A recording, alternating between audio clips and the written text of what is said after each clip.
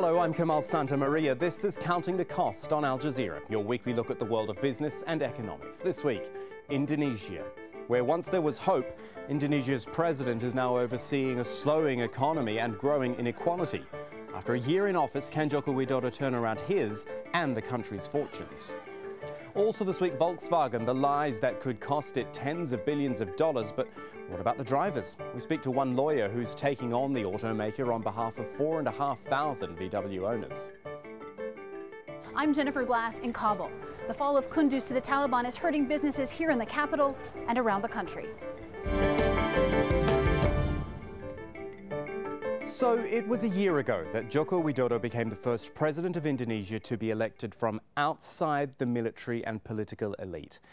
And there was real hope for a shake-up of politics and the economy, an end to corruption and a reduction in inequality.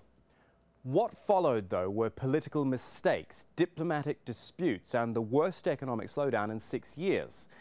Now, Joko aimed high. He wanted 7% growth by 2017. He got 4.7% earlier this year, which is the slowest since 2009. Also, poverty rates have risen to 11.25% this past March, up only slightly, but in number terms, we are talking about more than 28 million people living below the poverty line. And the currency, like many other commodity exporting nations, has fallen drastically. It is down 12% since Joko took office. So now he's talking about an infrastructure kickstart. Airports, a new dam, ports and roads, and in a small success, the Chinese have agreed to contribute $5 billion towards a rail project. But the short story here is that President Joko Widodo has had a rotten first year in office, and if he wants to turn it and his popularity around, then he needs to concentrate on the economy. Let's begin with this look back at the first 365 days with Step Vassen in Jakarta. It's been a rocky year for President Joko Widodo. 1 year into his presidency, nearly half of all Indonesians say they're not happy with his performance. Dahlia, who as many Indonesians has only one name, was one of his strongest supporters. When he was governor of Jakarta, Joko Widodo managed to move her and thousands of others out of their slum dwellings into proper apartments. Some were helped to start their own businesses. But a year on, and Dahlia is struggling. The economy is getting worse and our situation is getting more and more difficult. Prices are going up and I think the president's performance is not good yet. He needs to work and try harder. After Widodo took office, he was faced with a sluggish economy. The growth rate was at a 6-year low. While the government blamed global pressures, analysts pointed to an inexperienced president with a lack of political power. Untuk mencapai hasil yang baik, President Jokowi has to be braver to make political decisions, especially when it comes to choosing a good team. I think the good result doesn't not only come from a good plan, but most of all from a good team. The President's plan for upgrading existing infrastructure and creating new projects have so far failed to materialize. And he continues to face widespread criticism after failing for weeks to douse fires from slash-and-burn farming. These have created hazardous smoke over neighboring Malaysia and Singapore. He was welcomed as the hero of the poor. Now, 1 year later, the hero has fallen from his pedestal. While President Joko Widodo is struggling to manage expectations, his biggest challenge is to be seen as someone taking charge. The government hopes that economic stimulus packages will not only help the ailing economy, but also the president's approval ratings. I think this is the periods of managing expectations and the limits of the government. And that so far, I think he has done it quite well. Because in a way, the expectations begin to become more realistic. But at the same time, we do see the beginning of new focus on areas that have been neglected in the past, especially on the infrastructure area.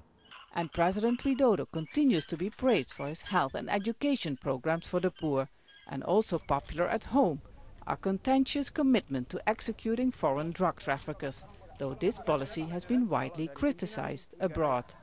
Joko Widodo has 4 years left in office. He must hope the remaining time will be better as the first year.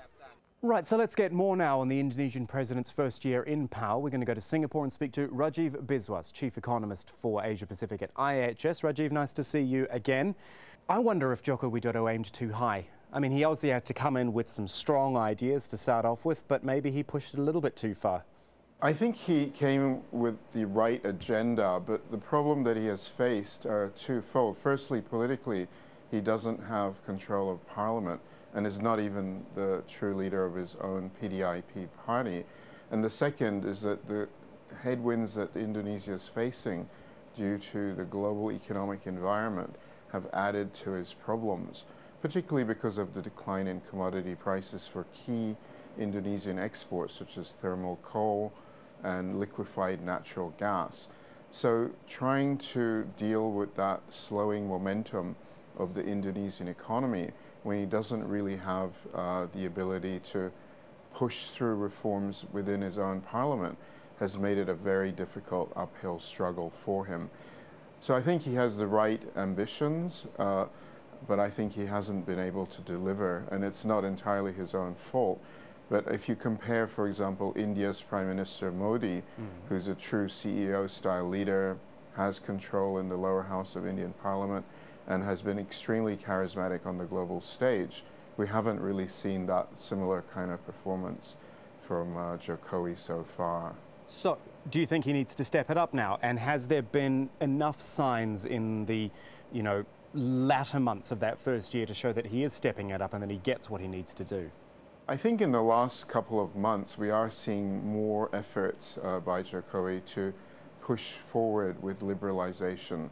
One of the problems that Indonesia has is that Parliament is generally somewhat protectionist in their thinking, and we've seen some evidence of this even during the latter years of the previous president's period in office, with some tighter, more protectionist rules in the mining sector in particular that, for example, require Indonesian control over mining ownership, and also more processing of mineral ores within Indonesia, which have been not well received by the global mining industry.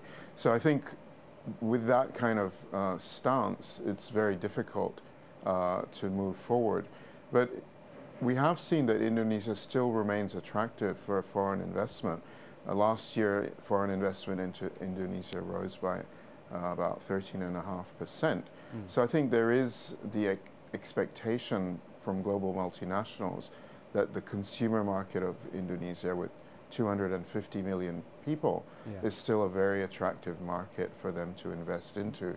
I think the great weakness of Indonesia is human capital hasn't really been sufficiently developed to attract higher value-adding industries, and we haven't really seen manufacturing export industries developing in Indonesia. They're too dependent on commodity Can I jump in, exports. Rajiv? What do you mean about human capital? Tell us more about what you're saying there. I think what we've seen since independence in Indonesia is that the investment in the development of vocational training and even tertiary education in Indonesia has really lagged very far behind countries such as China, South Korea, and India, which are now benefiting from their strong human capital in areas such as information technology and other areas of manufacturing technology skills. And that's because they did invest very heavily for decades in their educational system.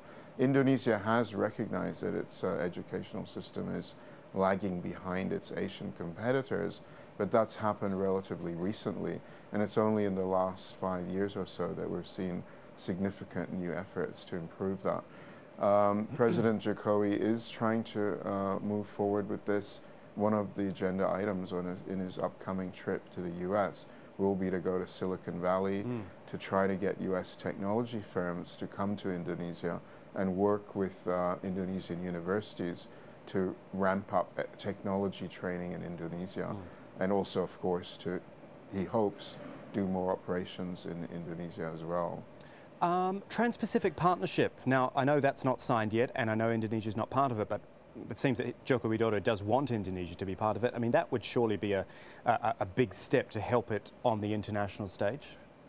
I think that the Trans-Pacific Partnership, or TPP as it's known, is very much a potential option for Indonesia, particularly now that there is an agreement in principle on the TPP, and if it is ratified by the governments, which in the case of the US remains still a big if, but if that does go ahead, I think it then puts more pressure on the Asian countries that are not in the TPP to reevaluate the benefits they would get by becoming part of the TPP process.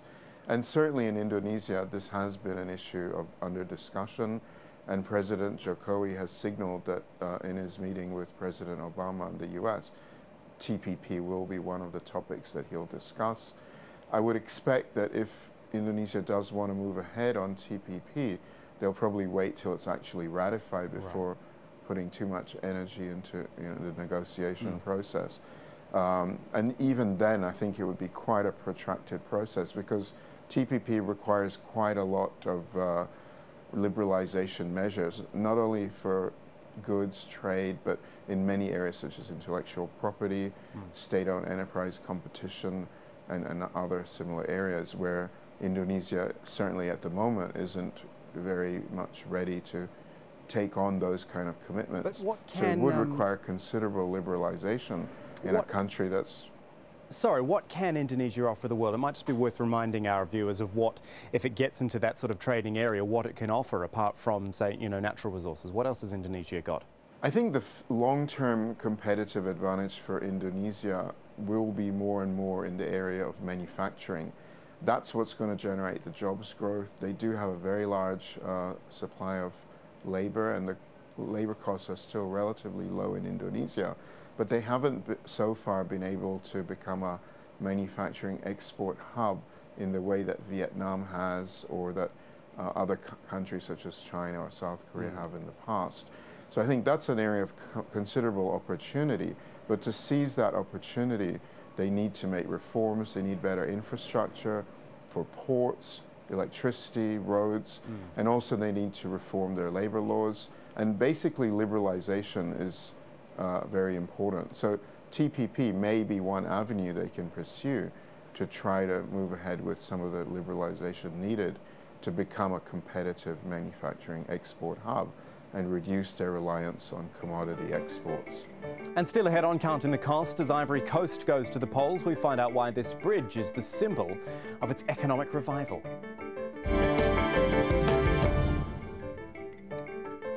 But we want to look at the Volkswagen scandal now. It's perhaps gone a little quiet just recently, but there is still a lot happening behind the scenes on the legal front. It is worth a little reminder, though, about the extraordinary scale and level of deception which took VW into the worst crisis in its 78-year history. First was the admission that the German car maker had included a defeat device in the software on its diesel vehicles to allow them to pass emissions tests. Well, the reaction was understandably furious from everyone, really, including a major mea culpa from Volkswagen management. We have broken the trust of our customers, dealerships, employees, as well as the public and the regulators. And let me be very clear, we at Volkswagen take full responsibility for our actions. And so they set aside money, around $7.4 billion, to deal with the potential costs of the crisis, though there are suggestions the final total could be more like $40 billion. That's because the problem is widespread. Around 11 million diesel vehicles worldwide contain the emissions cheating software, 8.5 million of those in Europe alone. The recall of the cars is due to start in January 2016, and it won't be done until the end of the year. And there's environmental damage too. The rigging of the emissions tests may have added nearly 1 million tonnes of air pollution by VW cars every year. As a result of all this, European environmental agencies are working towards new tests which better capture a diesel car's real-world emissions. I personally will do all I can to win back the trust of our customers, our colleagues, our partners, our investors and the public at large. We accept our responsibility. It is crucial that something like this never happens again at Volkswagen. That is why we will be introducing even tighter governance and compliance standards. But as we said earlier, there are a lot of unhappy VW drivers out there and they are looking for some compensation. Bożena Myklawska-Howells is with us from London now to talk about that. She is a partner at Lee Day, the legal firm representing thousands of Volkswagen car owners in the United Kingdom. Bożena, thank you for joining us. Tell me how you got involved in all this. How did it come to be that you have now got 4,500 clients on the Volkswagen case?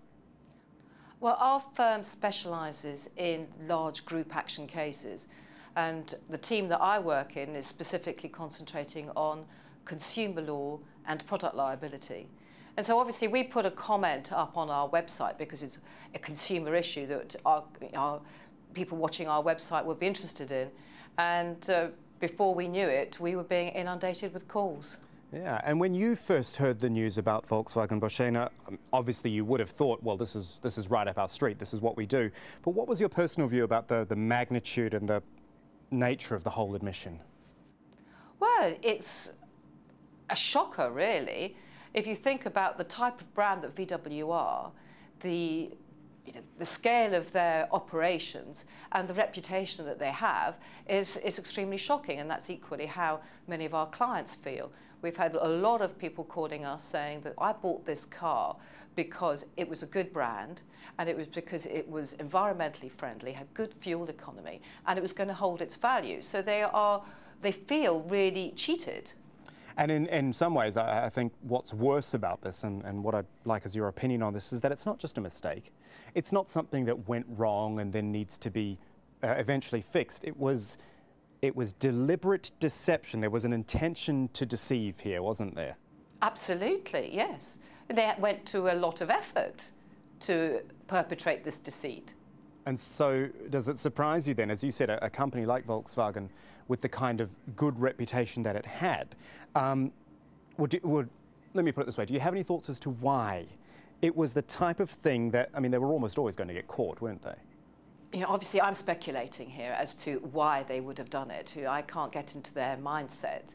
But arguably they were probably focusing on the American market where the environmental regulations were that much tougher. And so they probably felt that they really needed to find a way of making sure that they did pass those the EPA standards. And they felt that they probably wouldn't have been able to achieve that, particularly considering the exactitude of the American standards. OK then, Bożena, let's look at where we're going now with the actual case that you are involved in. I've seen some comments from you here saying that you think possibly an out-of-court settlement would actually be the best thing for all concerned here. Tell us about that. As you may have read, my view is that they have effectively admitted liability. There is no reason why they should be now disputing this. They should be spending money on their customers, not on their lawyers. So I'm suggesting and inviting them to come to the table early so we could start to talk about a settlement scheme so that they do win the trust of their customers back. And are they being receptive towards those advances, or is that not something you can actually talk about at the moment? It's not something I can tell you at this stage, but we have had responses to our letters, but at this stage have been completely inadequate. OK. What do you think the ideal outcome would be then for your clients? What could they expect at best? What do you think they should get in compensation? Ultimately, at this stage, it is difficult to really be able to quantify what the losses and the compensation scheme should entail. We are obviously arguing that customers should be compensated for any losses that they have suffered, particularly in relation to resale value and the impact on fuel economy and performance on the car. In the end, Bożena, this is the business you are in. As you said at the start of this interview, your company specialises in these sorts of cases. Now, there is a phrase that gets bandied about with these sorts of situations, and it is ambulance chaser, the idea that you sort of encourage people to sue for your business, for the sake of your business. How do you respond to those sorts of, accusations in the end? We're responding to a need that is there, where customers and consumers have contacted us. We are ensuring a methodology by which individuals can gain redress. these are effectively ambulance-chasing, no-win, no-fee lawyers are taking a significant risk themselves. But in the process of doing that, they're ensuring access to justice. Well, it will be interesting to see how it all shakes out in the end. Bushena, thank you so much for joining us on Counting the Cost. Now, something different, Ivory Coast. This is not somewhere we hear about a lot, but you know, it is something of an economic success story. Over the past 3 years, 9% growth. That's better than the likes of China, though obviously on a very different scale. Now, Ivorians are heading to the polls to try to secure that economic future as well as their political one. Tanya Page has more on that. The HKB Bridge is the pride of Abidjan, symbolising Ivory Coast's revival. After a civil war and post-election violence in which 3,000 people were killed, Ivory Coast's economy is now moving forward. I take a bridge as a shortcut. I don't waste any time, and I know that any appointment I have, I will make it. The bridge is part of President Alassane Ouattara's multi-billion-dollar investment plan, driving growth of 9% a year. International hotel chains are staking their claim, signalling faith in the country's stability after so much bloodshed. The African Development Bank partly paid for the bridge, and it moved its headquarters back to Abidjan after a decade in Tunisia to avoid civil war here. Peace is very important and always extremely underestimated. So with the peace, with a better infrastructure, has come in a lot of foreign direct investment, which has also had very important dynamics. The violence of the last election, when former President Laurent Gbagbo refused to accept defeat, isn't expected to be repeated. He's awaiting trial for war crimes at The Hague, and many people simply have no appetite for it. President Ouattara is widely expected to win a second term, largely because of the improvements to the economy here. The markets are busy, new buildings are popping up all over Abidjan, but the big challenge is in making sure everyone benefits. Eugene Kakov drives businessmen around the city, but wishes he was the one carrying a briefcase. The economy is booming, but what's the point if people like me don't feel the effects? We need more investors so I can start my own company, but right now I have no choice. And while money is also being spent in the rural areas, half the population is poor, and inequality can breed unrest. Finally this week, Afghanistan. The city of Kunduz has seen a lot of fighting recently. The Taliban's been taking back control there. And it's making people worried about what could happen elsewhere, even in the capital, Kabul. Afghanistan's economy was only just beginning to recover after years of war. It can't really afford another big hit. Jennifer Glass reports now from Kabul, where shopkeepers say they fear in investing in their own businesses. The streets of Kunduz city are full of cars again, but it will be a long time before life gets back to normal. Shopkeepers are still working out their losses. Many stores were destroyed in the fighting. We've lost about $20,000 in this shop without counting the cost of destruction of the building. We want the government to guarantee security for people's lives and their investment, so people can come back and invest and live their lives. But the people of Kunduz don't have a lot of faith in the so-called national unity government of President Ashraf Ghani and his chief executive Abdullah Abdullah, two rivals now ruling together. The situation is good now, but we don't trust these two presidents or the chief executive. We are afraid if we borrow money and invest, we don't trust that the fighting won't happen again. And that means some shops remain closed. Many were looted in the fighting. They're struggling to open without enough supplies. The investment is totally gone from Kunduz. Before we could borrow up to $5,000 of stock. Now they won't even give you $200, and that's all because of fighting. The city's biggest hotel says it hasn't had a reservation since the fighting stopped. Outside, women wait for handouts, a new ritual here. Many simply don't have money for food. The economic effects of the fall of Kunduz are being felt here in Kabul as well. This is the city's biggest appliance market, and business is way down. This washing machine is worth $650. It's on sale for $200, but there are no buyers. Shopkeepers say they're not making enough to cover their rents. And they're worried about crime, too. Thieves took a whole safe from one business containing a few $1,000s and all their bookkeeping documents. Amin says his business has lost about $10,000 in the past 7 months. And if the economy doesn't get better, he will consider leaving Afghanistan altogether.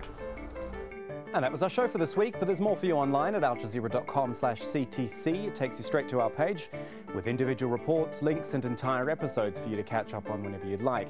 You can also get in touch with us. You can tweet me at KamalAJE. You can tweet our business editor at Abid Oliver Ali and do use the hashtag AJCTC when you get in touch, or drop us an email. Counting the Cost at aljazeera.net is the address. But that is it for this edition of Counting the Cost. I'm Kamal Santamaria from the whole team. Thanks for joining us. The news on Al Jazeera is next.